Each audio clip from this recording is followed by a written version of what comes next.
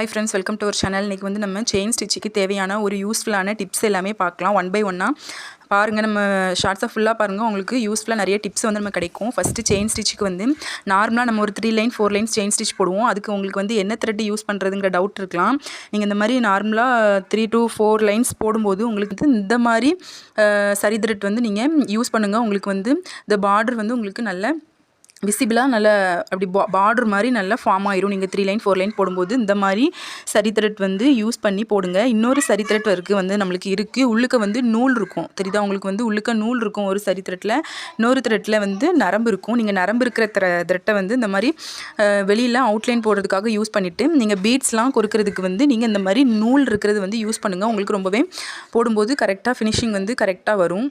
நம்ம chain stitch போடுறதுக்கு முன்னாடி நாட் வந்து போட்டு ஸ்டார்ட் பண்ணுங்கள். அப்போ தான் நம்மளுக்கு வந்து ஸ்டிச்சிங் நம்ம கீழே வந்து நம்மளுக்கு ஸ்டிச்சிங் வந்து அப்படியே இருக்கும். ஒன் டைமுக்கு 2 டைம் 3 டைம்ஸ் வந்து நாட் போடுங்க. சிலவங்க 1 டைம் போட்டுட்டு அப்படியே ஸ்டார்ட் பண்ணிடுவாங்க. அது இல்லாமல் நல்லா கீழே வந்து நல்ல அது இப்படி சரி த்ரெட் வந்து கீழே எக்ஸ்ட்ரா இருக்கிற மாதிரி வச்சு நாட் போட்டு எடுத்துக்கோங்க. அப்போ தான் நல்லா ஸ்ட்ராங்காக நாட்டு வந்து ஃபிக்ஸ் ஆகும். மாதிரி ஆரி ஒர்க்கில் நம்ம நீடில் வந்து சூஸ் பண்ணுறது ரொம்பவே முக்கியம்.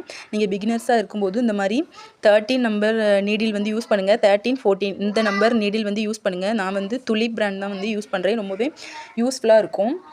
நெக்ஸ்ட்டு வந்து நம்ம சரி த்ரெட் வந்து இப்போ நம்ம ஃபஸ்ட்டு ஒர்க் பண்ணுவோம். அந்த மாதிரி நம்ம 1 டைம் உள்ளே விட்டு எடுத்ததுக்கு அப்புறமா அப்படியே கண்டினியூஸாக ஒர்க் பண்ணாமல் ஒரு பேக் ஸ்டிச்சு கொடுத்து ஸ்டார்ட் பண்ணுங்கள். எந்த ஒரு ஒர்க்காக இருந்தாலுமே நீங்கள் ஸ்டார்ட் பண்ணும்போது பேக் ஸ்டிச்சு கொடுத்து அதுக்கப்புறமா நீங்கள் எப்பவும் போல் ஒர்க் வந்து பண்ணிக்கோங்க. இந்த மாதிரி பண்ணிங்கன்னா உங்களுக்கு ஸ்டிச்சிங் வந்து ரொம்பவே ஸ்ட்ராங்காக இருக்கும். உங்களுக்கு இந்த டிப்ஸ் எல்லாமே உங்களுக்கு ரொம்ப பிடிச்சிருக்கும்னு நினைக்கிறேன். இந்த மாதிரி நிறைய டிப்ஸ் வேணால் நம்மளோட சேனலை சப்ஸ்கிரைப் பண்ணி வச்சுக்கோங்க. தேங்க்யூ ஃபார் வாட்சிங்.